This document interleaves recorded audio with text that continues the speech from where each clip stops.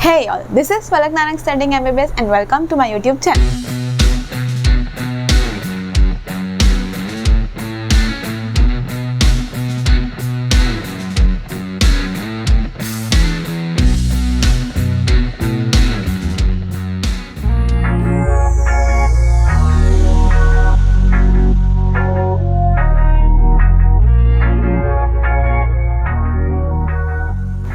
सो आज हम लोग एक नया टॉपिक करने वाले हैं जेनेटिक्स के ही चैप्टर के अंदर, दैट इज सेक्स डिटर्मिनेशन। तो सेक्स डिटर्मिनेशन एक ऐसा टॉपिक है जो कि बहुत सिंपल सा है, at the same time important है पर हार्ड नहीं है। एक बार आप समझोगे ईजी हो जाएगा, लर्न हो जाएगा। तो मैं आज चालू करने वाली हूँ सेक्स डिटर्मिनेशन के साथ। तो देखो, सेक्स डिटर्मिनेशन करना है अगर तो वेरियस वेज से हो सकता है, जैसे कि मैं आपको बताऊंगी। अगर हम लोगों को ऑन द बेसिस OTB यानी on the basis of fertilisation करना हो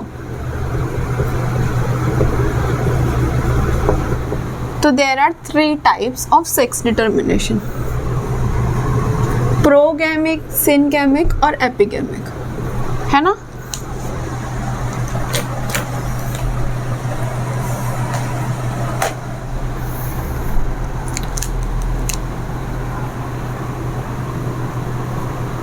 सबसे पहला प्रोगैमिक, उसके बाद सिनगैमिक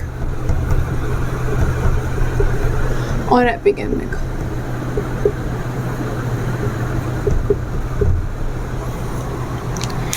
प्रोगैमिक का मतलब sex is determined before fertilisation.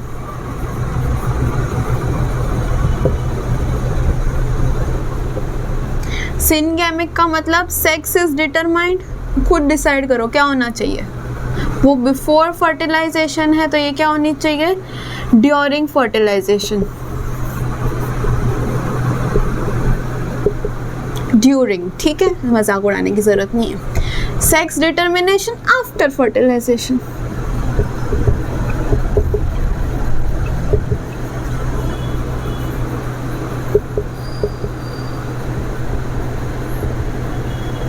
ठीक है, कोई भी तकलीफ इसमें। प्रो यानी पहले, सिन यानी उस समय और एपिगैमिक यानी बाद में। अब इससे मैं क्या समझूं? प्रोगैमिक का एग्जांपल है हनी बी। अगर आपको नहीं समझ में आया अभी तो मैं बता देती हूँ, इतनी टेंशन लेने की ज़रूरत नहीं है, क्योंकि हनी बी का सेक्स डिटर्मिनेशन हम लोग पढ़ेंगे अलग से, ठीक है। उसकी बात छोड़ो, पर लेकिन जितना मैं बता रही हूँ अभी उतना सुनो। अगर फर्टिलाइजेशन हुआ, अब मैं आपको सबसे पहले तो ये बोल देती हूँ कि ज़रूरी नहीं है कि हनी बी में फर्टिलाइजेशन हो ही हो। अगर फर्टिलाइजेशन हुआ तो बन सकती है या तो क्वीन या तो वर्कर बी, और अगर सेक्स फर्टिलाइजेशन नहीं हुआ तो बनेगा ड्रोन, ठीक है, फीमेल मेल। अब मैं इससे ज़्यादा कुछ नहीं बताऊंगी, ये फ्यूचर में मैं आपको बताऊंगी पूरा डिटेल में। सिनगैमिक यानी हम ह्यूमंस, उसी समय अगर मेल से एक्स आया तो फीमेल बनेगा, और अगर मेल से वाई आया तो मेल बनेगा। एक्स प्लस एक्स तो फिर फीमेल बन जाएगी, एक्स प्लस वाई तो फिर मेल बन जाएगा, ठीक है। This is from male and this is going to be from female. Epigamic मतलब आफ्टर फर्टिलाइजेशन करेगा, यानी कि it will depend on environmental factors.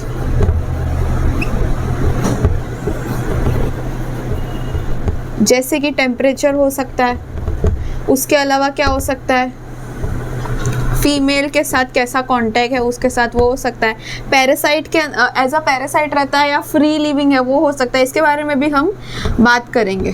तो इसका एग्जांपल क्या है, छिपकली और उसका बड़ा भाई क्रोकोडाइल। उसके अलावा है बोरेलिया, बोर कर रही हूँ ना मैं ये सब एग्जांपल्स बता के, छोटा भाई बड़ा भाई तो बोरेलिया। ये जो है ये सिर्फ एक तरीका है कि हम सेक्स डिटर्मिनेशन कर सकते हैं। इसके अलावा और भी तरीका होगा जो मैं आपको अभी बताऊंगी। अब मैं आपको एक राज की बात बताऊं तो देखो, क्रोमोसोम क्या होते हैं, क्रोमोसोम होते हैं उसमें क्या है, क्रोमोसोम 2 तरीके के होते हैं। एक होता है ऑटोजोम, ये तो 10th स्टैंडर्ड का है, सबको आता है। एक होता है एलोसोम। जो एलोसोम होता है उसको हम लोग सेक्स क्रोमोसोम भी बोलते हैं, और जो ऑटोसोम होता है उसको नॉन एलोसोम भी बोलते हैं। उसी क्लासिफिकेशन पे बेस्ड है हमारा next sex determination based on chromosome. अब एक तो हम लोग पहले ही साइड पे कर देते हैं, जो कि है एनवायरमेंटल फैक्टर्स।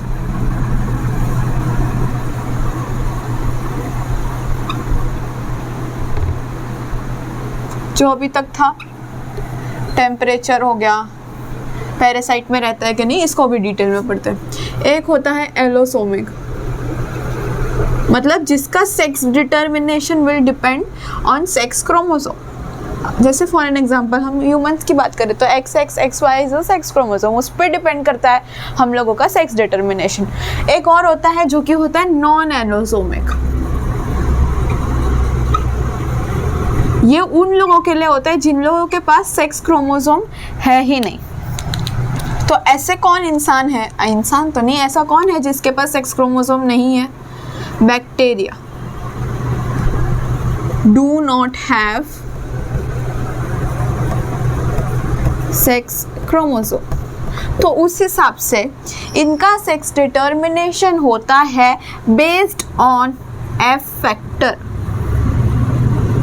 अगर उनकी जीन के अंदर एफ फैक्टर प्रेजेंट है तो वो बनेगा मेल, एफ फैक्टर एब्सेंट है तो वो बनेगा female.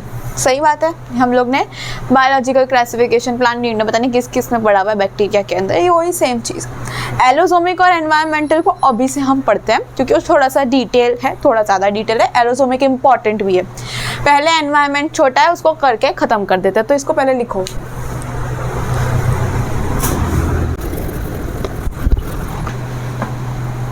Let's do environmental factors.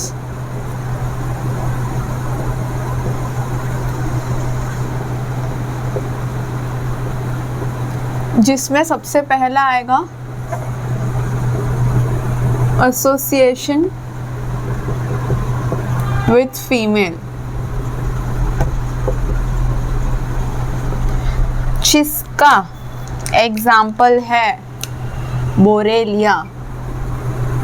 मैंने बताया था ना आपको, 3 एग्जाम्पल बताए थे, क्रोकोडाइल, लिज़ार्ड और बोरेलिया। तो उसमें Borrelia is an example of association with female. क्यों ऐसा? क्योंकि ऐसा होता है कि अगर कोई एक ऑर्गेनिज्म को अगर फ्री लिविंग कंडीशन मिल जाए, अच्छा उससे पहले हम एनवायरमेंटल फैक्टर्स पढ़ेंगे तो उसमें हम देखेंगे कि जहाँ पर भी फ्री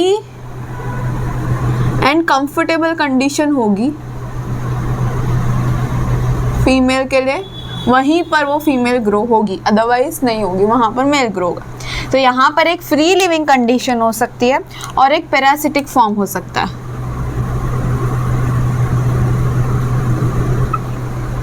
इनसाइड अ फीमेल, बढ़िया है ये तो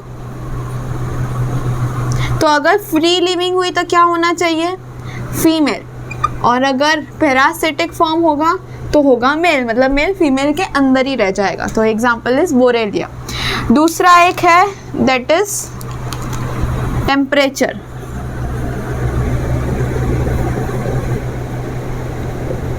टेम्परेचर का एग्जांपल इज एक क्रोकोडाइल और लिज़ार्ड नहीं। और दूसरा टर्टल। क्रोकोडाइल को अगर आप हाई टेम्परेचर दोगे तो एक मेल या फीमेल कुछ बनेगा, और लो टेम्परेचर दोगे तो मेल या फीमेल कुछ बनेगा। अब हम इंडिया में रहते हैं तो कौन सा टेम्परेचर हमें पसंद है? हमें लो टेम्परेचर पसंद है, हाई टेम्परेचर नहीं। इतनी गर्मी में कौन ऐसे पसीना पसीना ऐसे जैसे मैं हो गई हूँ ऐसा होना चाहेगा? कोई नहीं। तो हाई टेम्परेचर में कौन ग्रो होगा? मेल। फीमेल को कंफर्टेबल, वो जब तक एसी चालू नहीं करेगी उसको शांति नहीं है, तो लो टेम्परेचर पे फीमेल ग्रो होगी। टर्टल में it's a little bit different. Turtle का जो ऑप्टिमम टेम्परेचर है that is 28 to 32 degree Celsius, उसमें मेल भी हो सकता है और फीमेल भी हो सकती है। एक कंडीशन होगी that is less than 28 degree Celsius और एक कंडीशन होगी मोर देन 32 डिग्री सेल्सियस। तो अगर लेस देन 28 डिग्री सेल्सियस होगी तो फिर होगा मेल के फीमेल। आप फीमेल बोलना चाहते हो क्योंकि लेस टेम्परेचर है, नहीं, तब मेल होगा। ज़्यादा टेम्परेचर में फीमेल ग्रो होगी, क्यों? क्योंकि उसके पास टेम्परेचर से बचने के लिए एक अच्छी खासी शील्ड है, तो प्रॉब्लम नहीं है, वो एकदम कंफर्टेबल है अपनी ज़िंदगी में, तो वो हाई टेम्परेचर में ग्रो करेगी टर्टल। तीसरी एक एनवायरमेंटल फैक्टर है दैट इज वाटर। और वाटर में जो सेक्स डिटर्मिनेशन कर सकते हैं उसका एग्जांपल इज मेड्यूसा। अब आप क्या कहना चाहोगे कि मेड्यूसा में मेल कब होगा, फीमेल कब होगा? बोलो। वार्म वाटर होगा एक और एक कोल्ड वाटर होगा। फीमेल कहाँ ग्रो करेगी? साधारण सा है, कुछ भी चेंजेस नहीं है। फीमेल कहाँ ग्रो करेगी? कोल्ड वाटर में और मेल वार्म में। ठीक है, इतना समझ में आ रहा है? अब मैं आपको टर्टल की एक बात बताती हूँ, क्योंकि देखो इंडिया में आपको पता है कि हर साल टेम्परेचर गर्मियों में इतना ज़्यादा बढ़ जाता है कि पिछली बार से ज़्यादा ही गर्मी होती है। तो इस बार ऐसा देखा गया कि जहाँ जहाँ पे इन जनरल वर्ल्ड की एरियाज़ में जहाँ जहाँ पे गर्मी बहुत ज़्यादा पड़ रही है ना, वहाँ पे टर्टल की जो पॉपुलेशन है वो फीमेल ज़्यादा हो रही है मेल से कंपेरेटिवली। ऐसा क्यों? क्योंकि वहाँ का temperature is more than 32 degree Celsius, तो वहाँ पे फीमेल ज़्यादा पैदा हो रही है। अगर 28 भी है तो भी फीमेल तो पॉसिबिलिटी है ना, 50% चांस है फीमेल का होने का। तो 28 से 32 में भी फीमेल तो है, मोर देन 32 में भी फीमेल है। 28 से कम टेम्परेचर ही नहीं हो रहा है, जहाँ मेल की पॉसिबिलिटीज़ बहुत कम हो गई है। इस वजह से फीमेल उस जगह पे उस पॉपुलेशन में बढ़ गए। तो टर्टल का सेक्स रेशियो बहुत हिल चुका है हमारे ग्लोबल वार्मिंग और गर्मियों की वजह से। Now let's to allosomic. Non allosomic किया, एनवायरमेंटल किया, एलोसोमिक करते हैं। एलोसोमिक में क्या, मैं आपको पहले तो 3 नाम बताऊंगी। हैंकलिंग, मैक्लंग, स्पेलिंग देख लेना, और विल्सन एंड स्टीवन।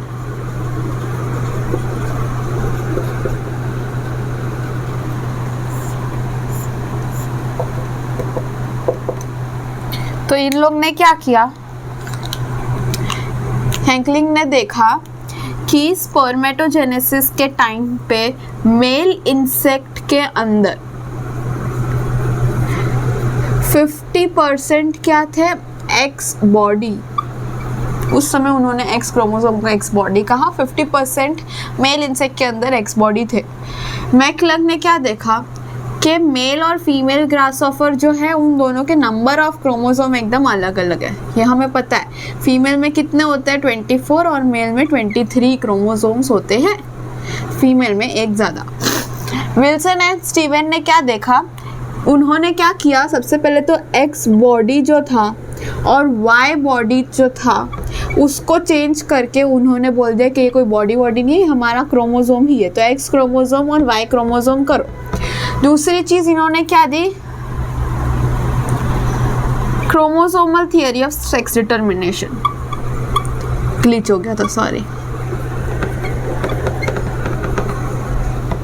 जिसको हम अभी पढ़ने वाले हैं because it is IMP। Chromosomal theory of sex determination के हिसाब से ऐसा कोई शॉर्ट फॉर्म एग्जिस्ट नहीं करता है। ये हमने अभी बस 2 सेकंड पहले खुद से इन्वेंट किया। एक हो सकता है फीमेल, पहले मेल करते हैं क्योंकि वैसे याद रखना इजी है और हर जगह वैसे ही दिया हुआ है।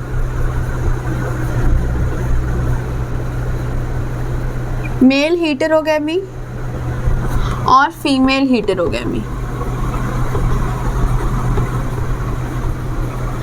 जिसका मतलब क्या है कि मेल के अंदर जो सेक्स क्रोमोसोम है वो डिफरेंट होंगे, इसमें फीमेल के अंदर जो सेक्स क्रोमोसोम है वो डिफरेंट होंगे। फॉर एन एग्जाम्पल, मेल के अंदर हो सकता है XXXO टाइप या फिर XXXY टाइप। फीमेल के अंदर हो सकता है ZZZW टाइप और ZZZO टाइप। एग्जाम्पल्स, पहले XXXO का एग्जाम्पल क्या है? कॉकरोच,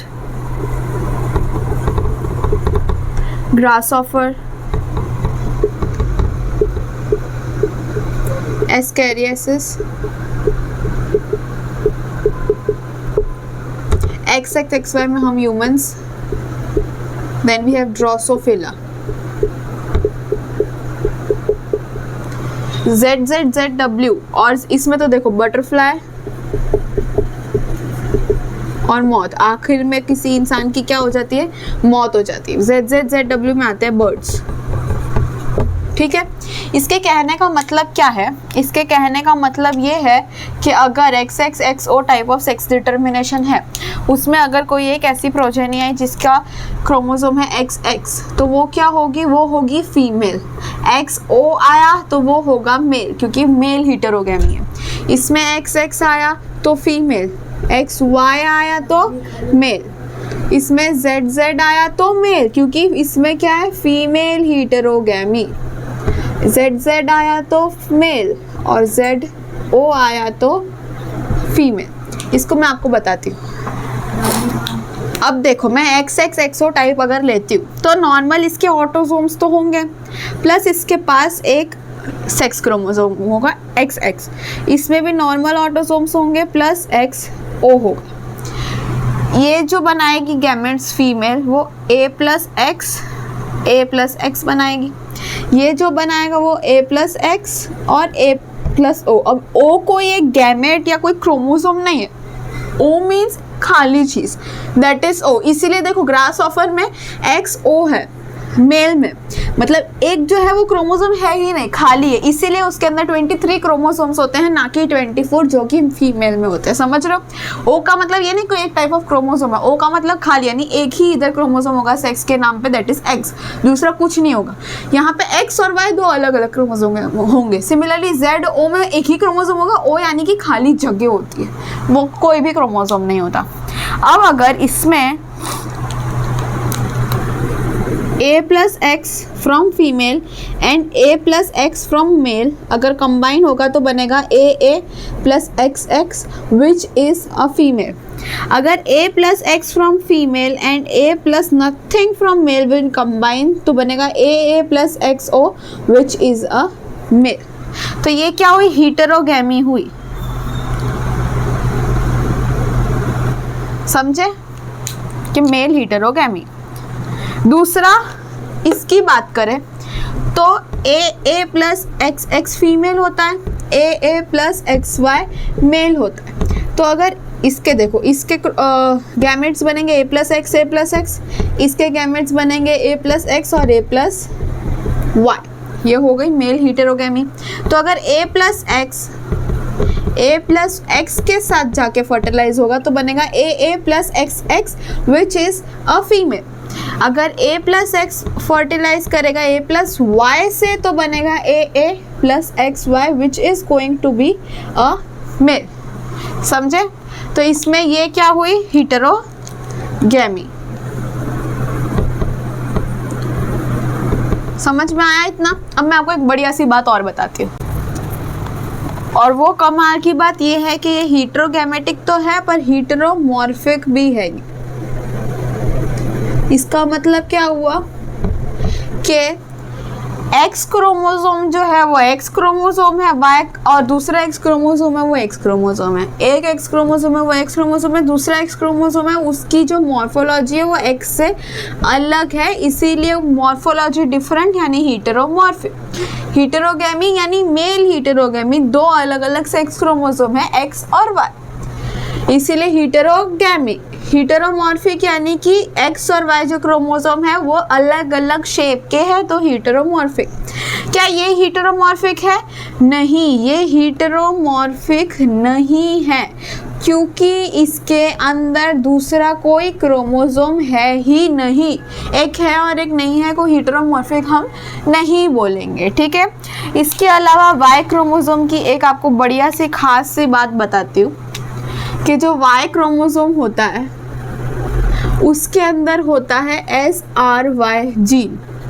मेल और फीमेल में सॉरी कौन बोलता है? मेल बोलता है। तो Y क्रोमोसोम में होता है SRY जीन, जो कि बनाता है TDF, यानी कि होता है testis determining factor.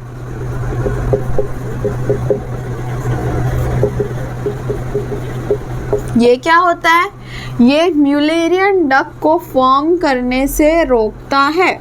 What is Mullerian duct? Mullerian duct will form fallopian tube and the whole uterus। तो वो पूरा फीमेल रिप्रोडक्टिव सिस्टम बनेगा। अगर Y क्रोमोसोम के पास SRY जीन है तो TDF बनेगा, TDF बनेगा तो म्यूलेरियन डक्ट फॉर्म नहीं होगी और वो फीमेल नहीं मेल बनेगा। समझे? एक और आपको मैं बढ़िया सी बात बताती हूँ कि मेल और फीमेल होने की प्रोबेबिलिटी कौन बताता है, कि फीमेल बताएगी कि मेल बताएगी? चलो बताओ। पहली बात तो हमें समझ में 50% चांसेस है कि देखो, इसका जो गैमेट होगा XX और इसका गैमेट होगा XY। तो अगर फीमेल है तो XX गैमेट बना, फीमेल है तो XY गैमेट बना, तो इसमें फीमेल के होने के चांसेस 50% है और मेल के होने के चांसेस भी 50% है। पर ये कौन डिटरमाइन कर रहा है कि मेल है कि फीमेल? वो है स्पर्म। अगर X जाके X के साथ कंबाइन करेगा तो फीमेल होगी, अगर Y जाके X के साथ कंबाइन करेगा तो मेल होगा। तो आगे अगर कोई भी आपको दिखे कि ब्लेम कर रहा है मदर को फॉर फीमेल बेबी, तो आपको बता देना है कि अगर आपको ब्लेम करना है तो आपको मेल को करना है। फीमेल बेबी की रिस्पॉन्सिबिलिटी मेल की थी, उसने Y की जगह X क्रोमोसोम क्यों दिया?